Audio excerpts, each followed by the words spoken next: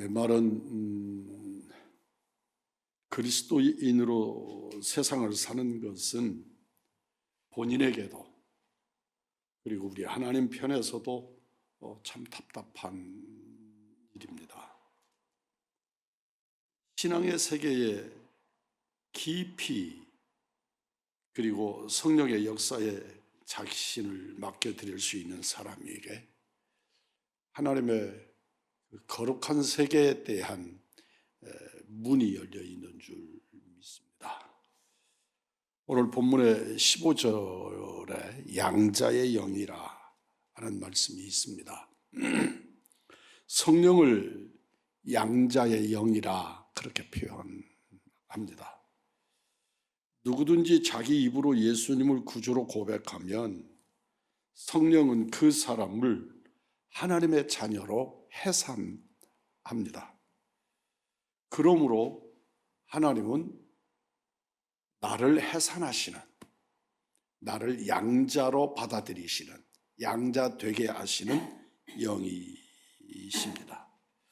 나는 하나님의 자녀로 거듭나게 되고 영원토록 하나님의 자녀로 특권을 가지는, 하나님의 자녀로서의 특권을 가지게 하시는 분이 성령님이십니다.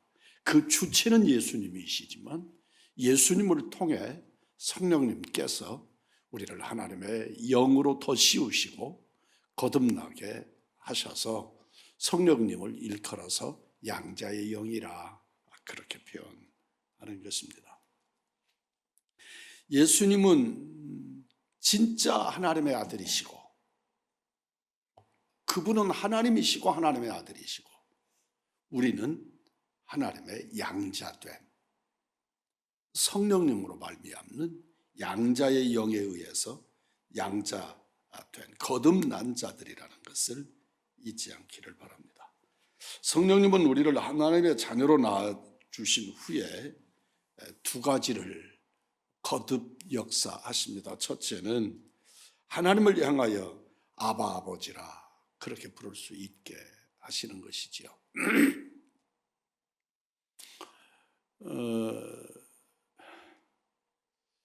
저희 고향에 저희 주일학교 선생님이셨으나 훗날에 목사님이 되셔서 우리 한국교회 선교 현장에 아주 크게 사역을 하셨던 저희 은사님이시면서 선배님이신 그런 어른이 계셨어요. 이분이 이북에서 황해도 쪽에서 일찍이 내려오신 분이신데 이분은 표현이 이북 표현하고 남쪽 표현하고가 이렇게 섞어져 가지고 그분이 말투가 아주 재밌고 그러세요. 이 어른이 기도를 하면 꼭 기도할 때마다 아바 아버지요 그리고 주님을 불러요. 그러니까 대표 기도를 하는데 그렇게 하세요. 연세도 그때 당시는 연세도 많지 않으신 분인데 그렇게 아바 아버지요 그렇게 부르면 우리들도 기도하면서 따라서 하죠. 이게 이제 장난기 좀 있는 아바 아버지요 그렇게 따라서 하죠. 저 어른은 어째서 저 선생님은 어째서 아바 아버지요 그렇게 부를까? 그런데 나중에 보니까 그 아바라고 하는 게 이분은 알고 기도를 하신 거고 우리는 모르고 그게 웃음거리가 되는 거죠. 이 아바라고 하는 말이 우리말에 희한하게 비슷해요. 아빠라고 하는 말과 아주 비슷합니다. 의미하는 말은 조금 다르지만 그래도 거의 같다.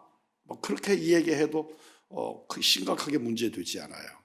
그럴 만큼 아빠하고 아바라고 하는 말이 거의 의미하는 바 발음까지 거의 비슷하단 말이죠. 그래서 하나님을 부르는데 우리는 저는 한 번도 저희 아버님을 향해서 아빠라고 불러본 적이 없습니다. 부르지 못했죠. 지금도 생각하면 내가 우리 아버지를 향해서 아빠, 그 속으로 생각해도 우스운 좀 그런 표현인데, 하여튼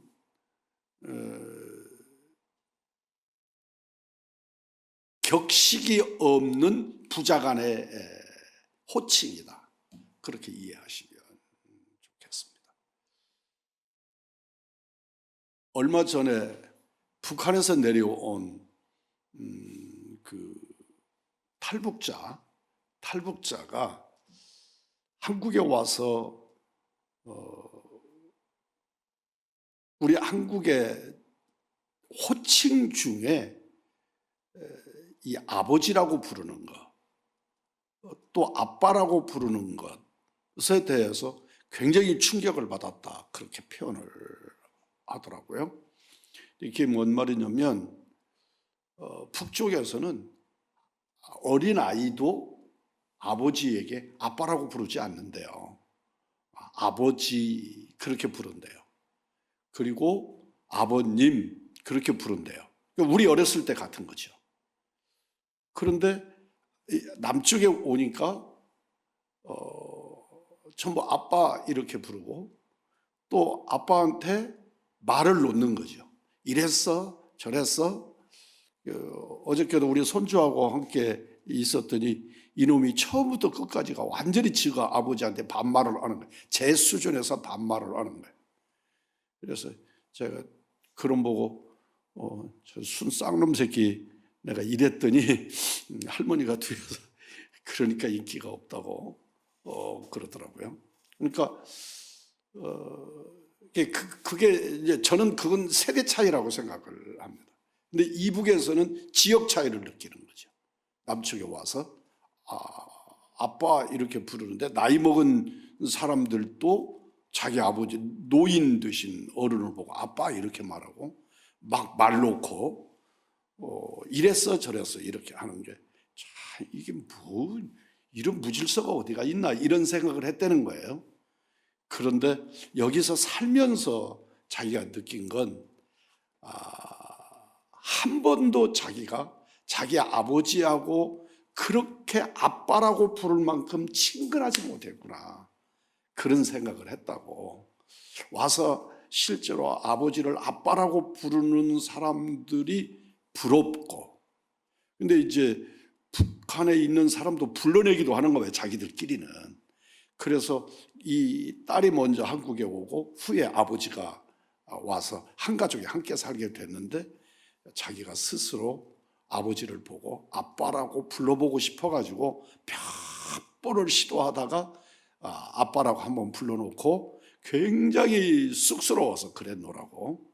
그런데 정말 아빠라는 말이 그렇게 친근한 그런 표현이다. 그런데 성경에서 말하는 이 아바라고 하는 이 표현도 그런 의미다. 그렇게 이해하시면 좋겠습니다. 그래서 이 말은 무슨 말이냐면 하나님을 향해서 아바 아버지라고 할 수 있는 관계를 성령님이 계속 유지시켜 주신다 그 말입니다. 그러니까 성령께서 하시는 일 중에 우리들의 관계를 계속 아빠라고 부를 수 있는 하나님과 그 관계를 유지시켜 주시는 섭리하시는 영이 성령님이시다 그런 말씀입니다. 우리는 주님 가르쳐 주신 기도에서 하늘에 계신 우리 아버지시여 이렇게 기도하잖아요. 근데 요 의미하고 아버지하고는 굉장한 차이가 있습니다. 그러니까 하늘에 계신 우리 아버지시여 이 말은 제가 우리 아버지를 바라보고 아버님 그렇게 편지에서 아버님 이렇게 부르는 게 아니고 아버님을 앞에 뵙고 그 어른을 부르는데 아버님 이렇게 부르는 거예요. 근데 이런 것이 주기도문에서 말하는 하늘에 계신 우리 아버지시여 라면 지금 우리 혜원이가 아빠를 아빠 그리고 와서 이렇게 건들고 함께하고 이제 이런 수준인 것이죠. 저는 저희 아들들에게서 저희 아들들이 저를 아빠라고 부르는 것은 경험을 하지만 난 그걸 그렇게 정서적으로 수용해 본 적은 별로 없습니다. 그러니까 세상을 좀 뒤처져서 사는 거죠. 저희 친구 목사님이 저하고 동갑인가 하여튼 그러는데 그 돌아가신 아버지를 만날 때 아빠 이러는 거예요. 제가 깜짝 놀라서 이게 무슨 시츄에이션인가 이랬는데 돌아가실 때까지, 그 어른 돌아가실 때까지 그렇더라고요. 그리고 돌아가신 이후에도 우리 아빠는 이런 식으로 표현할 때 이건 정말 가정교육에 문제가 있어, 이런 생각을 제가 했는데 그 친밀한 관계는 저는 따라갈 수가 없는, 그게 이제 가정의 질서나 뭐 이런 것들은 제 생각이 틀리지 않다고 생각을 하지만 그 아버지하고 아들하고의 그 친밀도는 저하고는 비교가 되지 않는 그런 걸 느낄 수 있습니다. 아바 아버지라 부르짖느니라, 부르짖는다. 그러니까 아바 아버지 아빠하고 아이가 부르는데 그냥 가서 소곤거리는 것이 아니고 막 먼 산을 향하여 부르듯이 부르짖는 그런 관계는 공개적으로 얼마나 그 친밀도가 높고 깊은가 하는 것을 우리에게 알게 합니다. 아무리 사회에서 대단한 위험 있는 죄라고 해도 이 세상에 있는 모든 그리스도인들은 하나님 앞에서 아바 아버지라고 불러야만 하는 그런 관계다. 어린아이 같은 그런 관계다 하는 것이죠. 그래서 우리들이 모두가 다 하나님을 향해서 아빠라고 부를 수 있는 관계가 정말 아름다운 것이고 깊은 관계고 아주 친밀도가 높은 그런 관계다 하는 것입니다. 우리 주님이 하나님을 부르실 때 이 아바 아버지라고 부르는 이 배경은 마가복음에서는 예수님이 아주 심한 통곡과 눈물의 간청을 드리는데 아바 아버지라고 부르고 계시는 것을 볼 수 있습니다. 그러니까 막 즐겁고 환희가 있고 이런 상황에서 아바 아버지라고 부르는 게 아니고 당신이 아주 그 십자가를 앞에다 놓고 심한 통곡을 하시는데 이 잔을 내게서 옮겨 주십시오 라고 말할 수 있을 만큼 고통스럽고 두렵고 그런 상황 속에서 아버지를 부르는데 아바 아버지라고 부르고 있다 하는 것이죠. 그러니까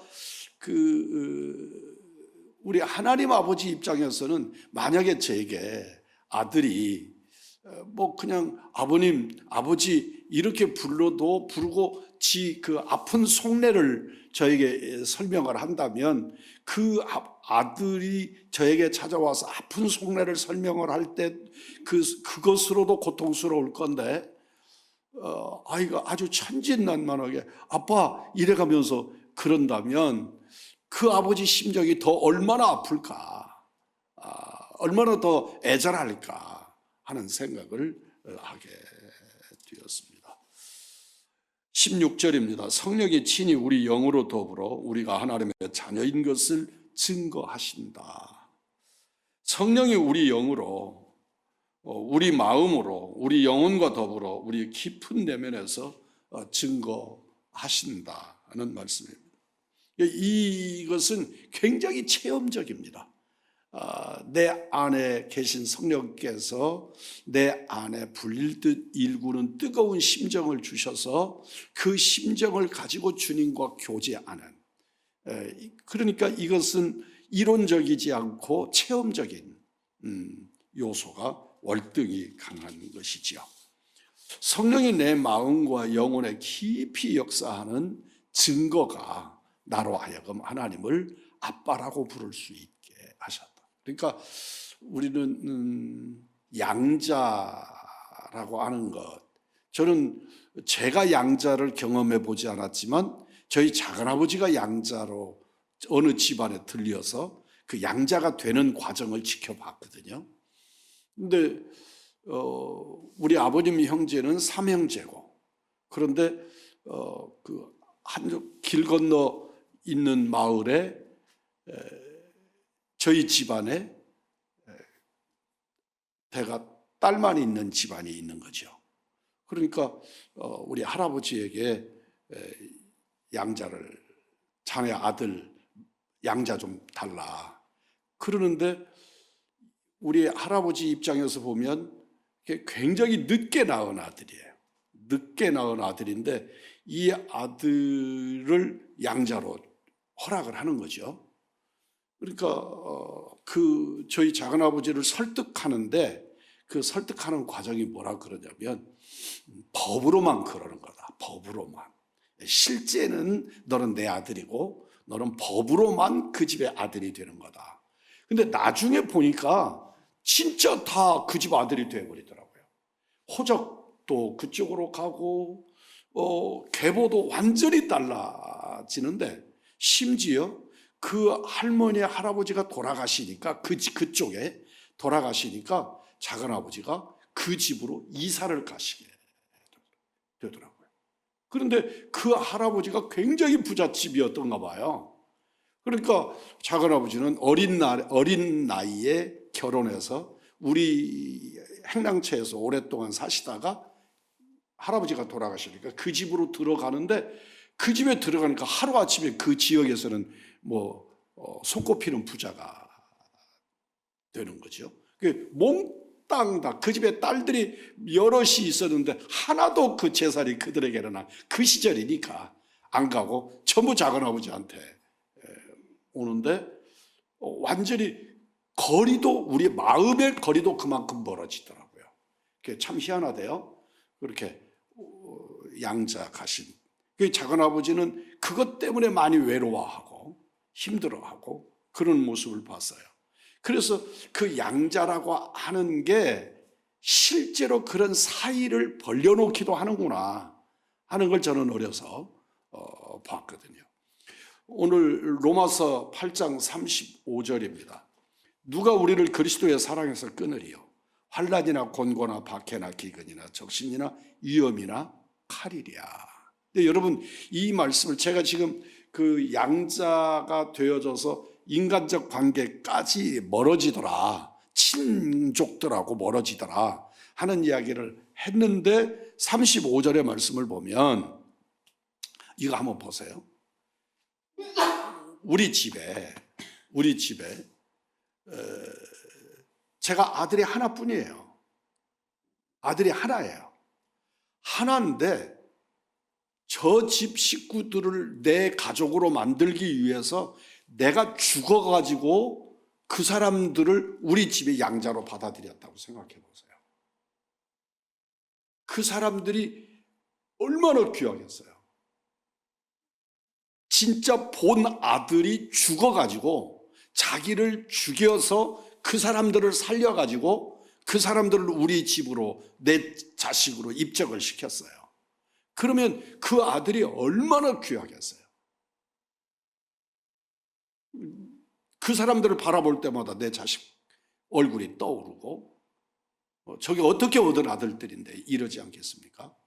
그래서 우리 예수님이 당신이 죽어가지고 그냥 이론으로 입으로 가서 호적에다가 글 써서 만든 양자가 아니고, 당신이 죽어가지고 당신의 피로 이름을 써놓은 사람들.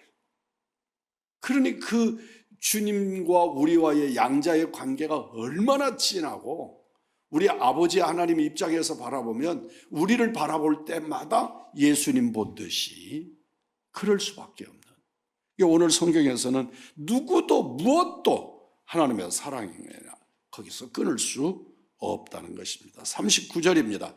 높음이나 깊음이나 다른 어떤 피조물이라도 우리를 우리 주 그리스도 예수 안에 있는 하나님의 사랑에서 끊을 수 없다. 끊을 수 있다? 없다. 네.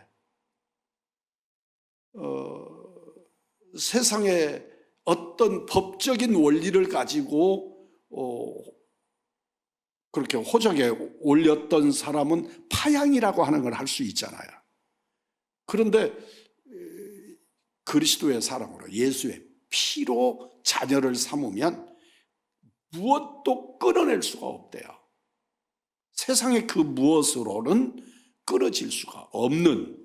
우리가 신학에서 보면 우리 한번 따라서 해볼까요? 궁극적 구원. 이건 신학적인 용어니까 뭐 암기할 것은 없지만 이 말이 무슨 말이냐면 우리 장로교 신앙 중에 아주 뼈대적인 뼈대 같은 그 교리인데 구원받은 우리들, 예수 그리스도의 보혈로 구원받은 우리들은 내가 비록 어그러질 수도 있고 내가 비록 주님 앞에서 때로는 베드로처럼 주님을 부정할 수도 있고 그래도 결국은 주님께 돌아와 회개하고 하나님의 자녀로 벗어나지 못한다. 그런 말씀이에요.